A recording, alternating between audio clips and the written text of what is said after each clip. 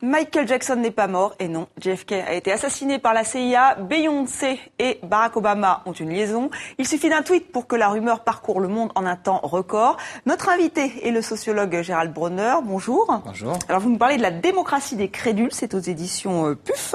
Et à vos côtés, donc Ziad Malouf, vous êtes journaliste, présentateur de l'atelier des médias sur RFI, Radio France Internationale. Bonjour. Merci d'être avec nous. Merci. Alors, la démocratie des crédules, voilà un titre qui interpelle. Alors les crédules, c'est qui? C'est vous? C'est moi? C'est Monsieur Tout-le-Monde? C'est Monsieur Tout-le-Monde et je me mets dedans. Oui, c'est très important de commencer en disant cela. Je suis persuadé que moi qui vous parle, je suis traversé de toutes sortes de croyances, mais j'ignore quelles sont des croyances, donc je les prends pour des connaissances. C'est bien ça, la ruse ultime de la croyance, c'est de se faire passer pour de l'intelligence et pour de la connaissance. Alors vous dites que la rumeur existe depuis toujours, hein, vous prenez des exemples, il y a beaucoup d'exemples dans votre ouvrage, mais est-ce que Internet fait courir la rumeur encore plus vite et encore plus loin?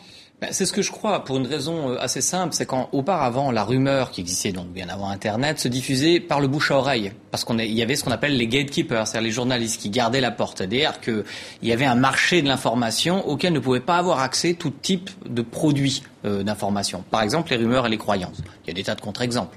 Mais à partir du moment où Internet est arrivé, ces croyances, ces rumeurs ont pu pénétrer une sorte de marché public de l'information, qui les a diffusées beaucoup plus vite que le bouche à oreille, premièrement, et deuxièmement, qui leur a donné en quelque sorte un corps argumentatif beaucoup plus important. C'est-à-dire qu'avant, si je vous parle d'une rumeur concernant un paquet de cigarettes, que je ne nommerai pas ici, on disait que cette marque de cigarettes était accoquinée au Ku Klux Klan parce qu'il y avait 3 cas rouges, soi-disant, sur le... Voilà.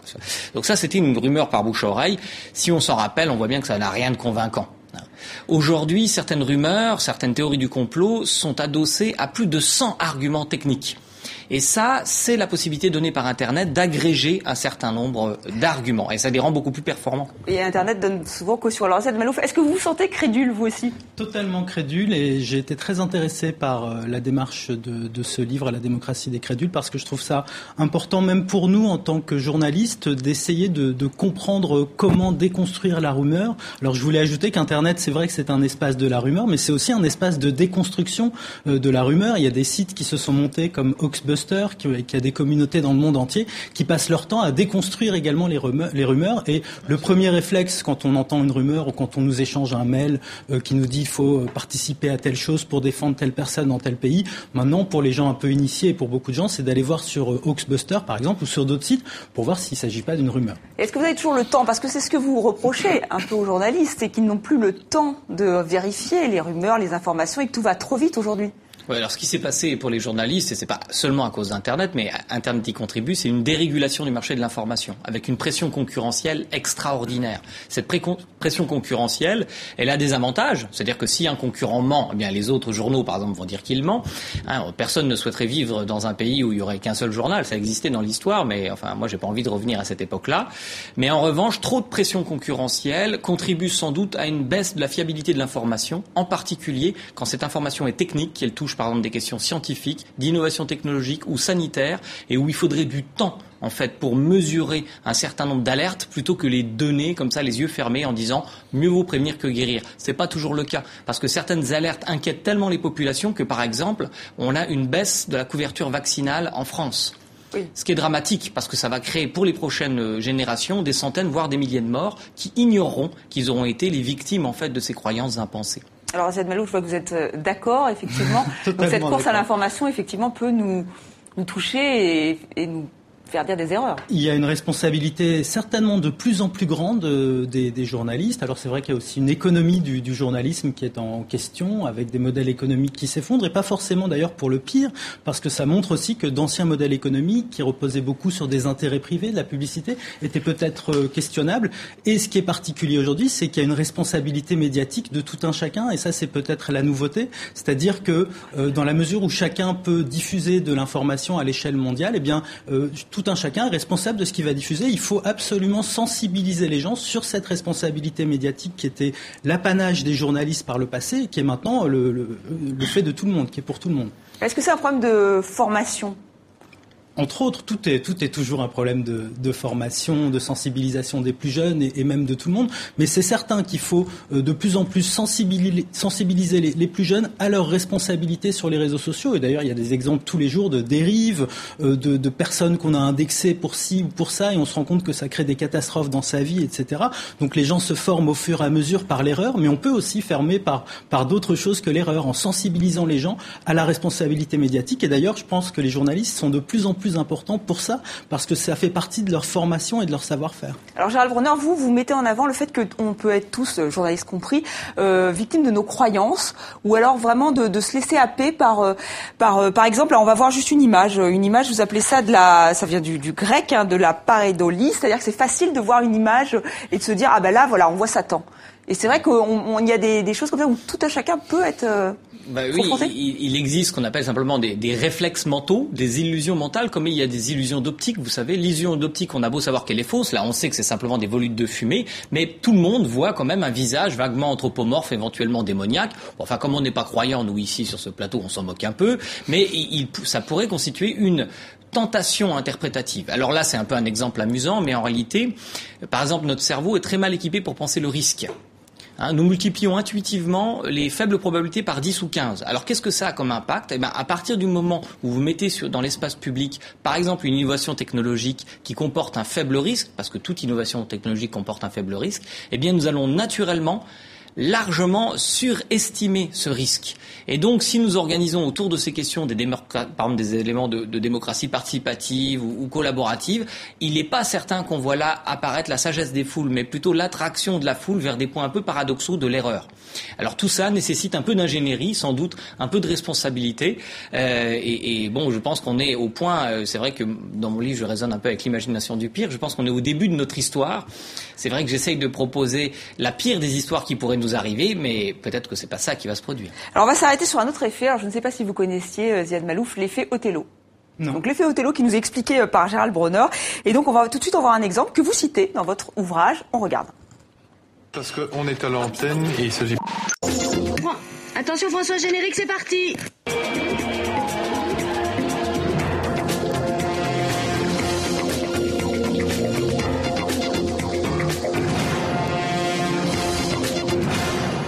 Bonsoir à tous. L'heure est grave. Excusez-nous pour cette interruption. Événement exceptionnel, moment exceptionnel. Nous devons en effet interrompre. Question à la une pour vous présenter une page très spéciale du journal télévisé. La Flandre va proclamer unilatéralement son indépendance. Vous l'avez compris, le moment est important. En clair, la Belgique en tant que telle n'existerait plus. Les différentes rédactions de l'RTBF sont bien sûr ce soir mobilisées. Excusez-moi. Voilà, on s'en souvient tous, c'était en 2006, donc c'était une fausse émission, mais ça a créé un remous pas possible en Belgique. Qu'est-ce que vous pensez justement de ce concept qui était une des premières lancées par les Belges ? Après, on a retrouvé d'autres concepts comme ça, mais il y a eu d'autres histoires dans le même genre. Il y a eu la guerre des mondes avec Orson Welles, évidemment. Moi, je trouve que c'est toujours intéressant de questionner des situations par l'absurde. Après, évidemment, il faut faire très attention à ne pas faire d'amalgame avec du journalisme et que à un moment, les gens sachent que c'est qu'on est en train de jouer avec la réalité. Donc il y a forcément un danger quand on joue avec la réalité, et quand une chaîne joue trop avec la réalité, ça peut comporter des risques. On l'a vu plein de fois dans l'histoire. Après, je trouve que c'est quand même des expériences intéressantes. Donc pour vous, Gérald Bronner, c'est vraiment l'exemple typique de l'effet Othello. Alors expliquez-nous, bien sûr ça renvoie à Shakespeare, mais qu'est-ce que l'effet Othello ? Dans Othello, si vous l'avez lu, vous vous rappelez que c'est un homme qui est très amoureux de sa femme, mais qui va finir par la tuer. Parce qu'il va croire, le traître Iago, qui veut lui faire croire que sa femme le trompe, tout simplement. Et comment on va s'y prendre Iago ? Il va semer jusqu'à cette conclusion improbable, parce qu'au début, évidemment, Othello ne veut certainement pas croire que Desdemone le trompe. Il va semer un certain nombre d'indices qui vont réussir à accréditer cette conclusion qui, au départ, n'était pas crédible. Et le documentaire Bye Bye Belgium, par exemple, arrive à la conclusion: la Belgique n'existe plus, alors qu'au départ, c'était relativement inenvisageable. C'était une hypothèse politique. Et on voit très bien que dans les mois qui ont suivi la diffusion de ce documentaire, je ne dis pas qu'il en est le responsable, mais on peut quand même se poser la question. En tout cas, l'extrême droite l'a dit, l'extrême droite belge a dit, grâce à ce documentaire, on peut enfin imaginer une situation qu'on n'osait pas imaginer auparavant. Donc moi, je ne suis ni en pour ni en contre ce documentaire. En fait, c'est pas l'objet de l'exemple que je prends. Ce qui m'intéresse, c'est de voir comment est-ce qu'on peut manipuler une croyance en racontant une histoire qui aboutit à une conclusion qui, au départ, aurait paru totalement invraisemblable. Et c'est, là encore, pour en revenir à Internet, c'est précisément ce que permet de faire Internet. Il y a toute une série de conclusions, notamment en termes de théorie du complot, qui auraient paru invraisemblables si je vous les avais racontées, mais si je vous raconte toutes les étapes qui mènent à cette conclusion, vous allez vous dire « Ah, peut-être que tout n'est pas faux. » voyez. Et vous expliquez aussi que c'est souvent induit puisque les gens tapent, par exemple, 11 septembre, complot. Donc effectivement, on arrive au test du complot. C'est vrai que c'est beaucoup plus facile. Et par exemple, les lanceurs d'alerte. Alors ça, c'est important qu'il y ait des lanceurs d'alerte. Ils ont quand même... C'est extrêmement important. Les lanceurs d'alerte, c'est un peu entré c'est un peu entré dans le vocabulaire commun. Ça l'était pas il y a un an. Donc, ce sont des personnes qui vont prendre l'initiative de trahir parfois des engagements qu'ils ont pris pour le bien commun en divulguant des informations. Il y a toute une tradition de protection des lanceurs d'alerte, notamment dans les pays anglo-saxons. C'est peut-être un peu moins le cas en France ou dans les pays francophones, mais c'est essentiel que des personnes qui se rendent compte qu'il y a quelque chose qui nuit au bien commun au sein d'une institution, au sein d'une société et qu'il faut faire savoir cette nouvelle, il faut qu'il y ait des dispositifs qui les protègent, c'est essentiel. Et vous, Gérald Bronner, vous êtes un peu plus circonspect, on va dire. Oui, et la face obscure de tout cela, j'approuve ce qui vient d'être dit, évidemment, nous sommes dans un pays de liberté, il faut qu'il y ait des contre-pouvoirs. La face obscure de cela, c'est précisément qu'en raison de la dérégulation de ce marché de l'information, n'importe qui peut se croire habilité à lancer une alerte, et comme une alerte en particulier, c'est le sujet qui me préoccupe le plus sur des questions sanitaires, les alertes constituent des informations croustillantes pour les journalistes.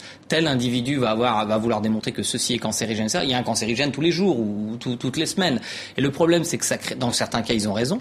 Dans l'immense majorité des cas, ils ont tort, il ne faut pas l'oublier. Sauf qu'on se souvient des rares cas où ils ont raison et on oublie le cimetière des alertes qui étaient infondées. Alors vous allez dire, mais peu importe, mais vous prévenir que rire. Non. Non, parce que ça crée un embouteillage de crainte, et c'est ainsi que la plupart de nos concitoyens, quand ils sont face à une assiette, ils préfèrent se souhaiter bonne chance que bon appétit, vous voyez, hein, et on a l'impression qu'il est aussi dangereux de respirer l'air des villes que de fumer des cigarettes. Non, il faut certainement pas abandonner la notion de prudence et de méfiance, mais là, on est en train de faire des hypocondriaques permanents. On vit dans une société d'hypocondriaques. Je ne crois pas que dans un régime démocratique, qui est un régime de confiance, ça soit tout à fait sain. Merci Gérald Bronner. Donc la démocratie des crédules, c'est aux éditions du PUF. Merci à vous, Ziad Malouf, d'être venu. Donc l'atelier des médias sur RFI, excellente émission. Merci à tous les deux.